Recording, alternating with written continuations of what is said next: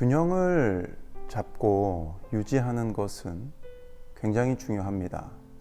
균형이 무너지면 모든 것이 무너지기 때문입니다. 신앙도 마찬가지입니다. 균형이 참 중요합니다. 신앙의 균형이 잡히고 유지되어야 우리는 바로 설 수 있고 건강하게 목적을 이루는 삶을 완주할 수 있기 때문입니다. 우리가 신앙의 균형을 잡기 위해서 반드시 가져야 하는 요소는 크게 5가지로 나누어집니다. 이 5가지의 균형을 우리는 잘 잡을 수 있어야 합니다. 이 5 요소는 우리가 이미 다 잘 알고 있는 것입니다. 가장 큰 계명, 그리고 주님의 지상 명령에 이것이 다 담겨져 있기 때문입니다. 마음과 뜻과 목숨을 다해 하나님을 사랑하는 것, 이웃을 내 몸과 같이 사랑하는 것, 모든 족속으로 제자를 삼는 것, 아버지와 아들과 성령의 이름으로 세례를 지는 것, 주님께서 분부하신 모든 것을 가르쳐 지키게 하는 것, 이것이 바로 우리가 신앙의 균형을 잡기 위해 반드시 갖추어야 하는, 또 실천해야 하는 요소입니다. 성경은 우리에게 좌로나 우로 치우치지 말라고 하십니다. 그렇기 때문에 우리는 이 5 요소 사이에서 반드시 균형을 잡아야 합니다. 내가 좋아하고 열정을 갖는 쪽으로 치우치거나 어느 것을 간과하거나 소홀히 해서는 안 됩니다. 우리가 이 5가지 요소들을 잘 이루어 가면서 신앙의 균형을 잡고 또 유지하기 위해 우리가 꼭 갖추어야 하는 4가지 습관이 있는데, 오늘 우리는 이것을 함께 살펴보고자 합니다. 첫 번째는 소그룹에 참여하는 것입니다. 신앙의 균형을 잡기 위해 소그룹은 우리에게 반드시 필요합니다. 특별히 소그룹과 함께 우리를 향한 하나님의 목적을 나누어야 합니다. 의미를 적용하고 그 사항들을 나누어 보아야 합니다. 보통 우리는 우리를 향한 하나님의 목적을 깨달은 후에 그래서 이제는 어떻게 해야 하지? 라는 적용에 대한 질문을 들어왔습니다.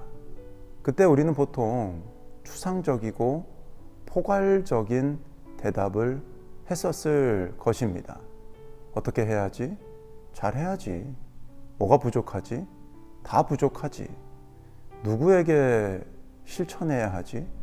모든 사람한테 해야지.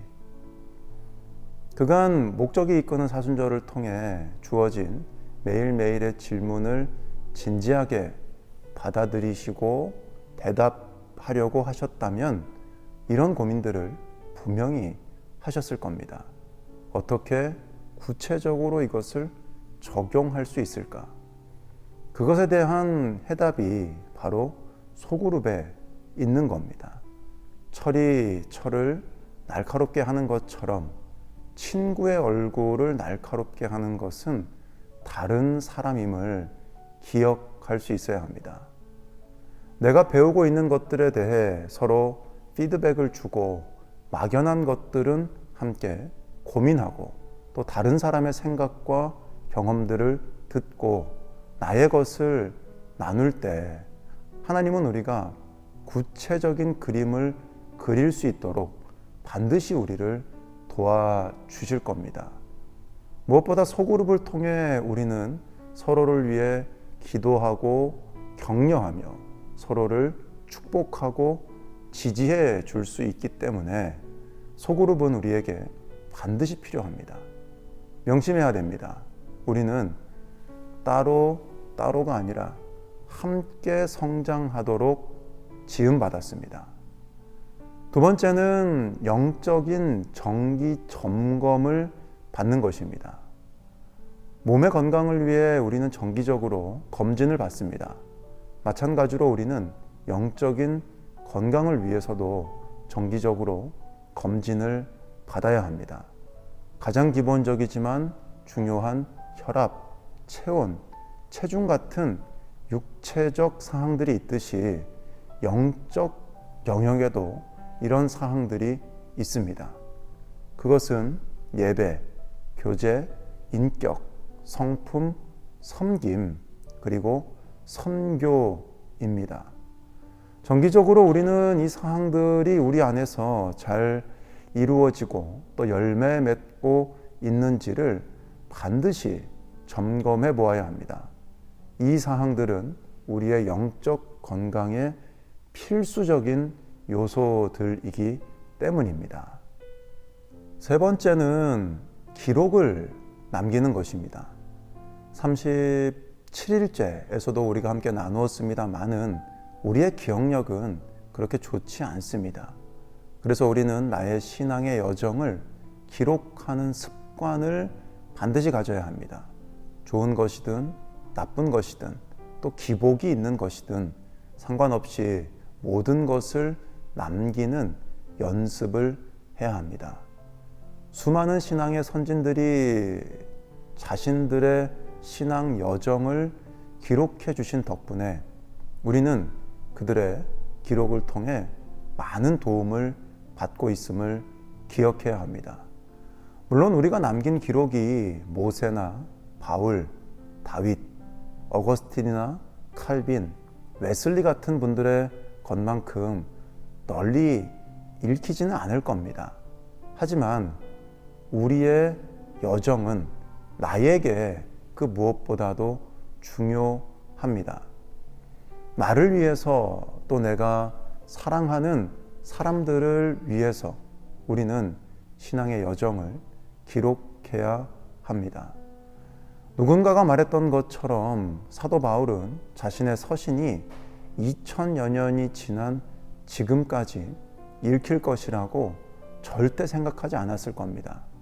만약 그런 생각을 했더라면 서신을 절대 그런 식으로 작성하지 않았을 것입니다.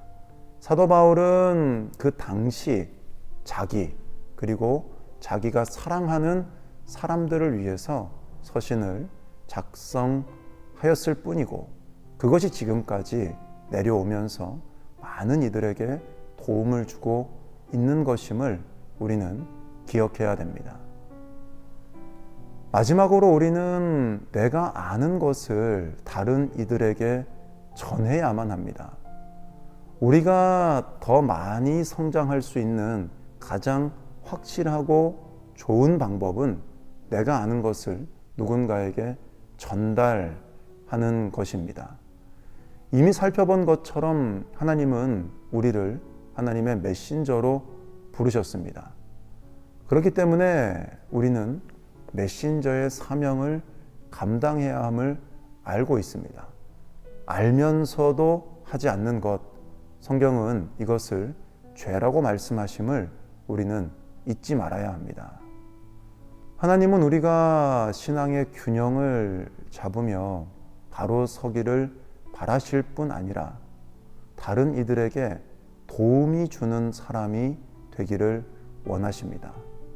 다른 사람에게 예수님을 소개하기를 원하시고 그들도 우리들처럼 예수님과 교제할 수 있도록 성숙해질 수 있도록 또 그들이 다른 이들을 돕는 사람이 되어 그렇게 장성한 분량까지 자라가게 우리는 누군가를 도와야 하고 하나님은 그것을 원하고 계십니다. 이것이 바로 목적이 이끄는 삶입니다. 우리의 생이 얼마 남았든지 간에 우리의 남은 생은 최고의 날들이 될 수도 있고 의미 없는 날들이 될 수도 있습니다. 바로 오늘 목적이 이끄는 삶의 발걸음을 내딛는 우리 모두가 되실 수 있기를 바랍니다. 신앙의 균형을 잡기 위해 한쪽으로 치우치지 않기 위해 나는 어떤 것에 더 집중해야 하는지, 또 나의 어떤 그릇된 욕심을 내려놓아야 하는지, 이것을 오늘 생각해 보시기를 바랍니다. 무엇보다 신앙의 균형을 위해 필요한 4가지 습관 중 나는 어떤 것을 시작해야 하는지를 생각해 보시고 그 발걸음을 내딛는 오늘 하루가 되실 수 있기를 바랍니다.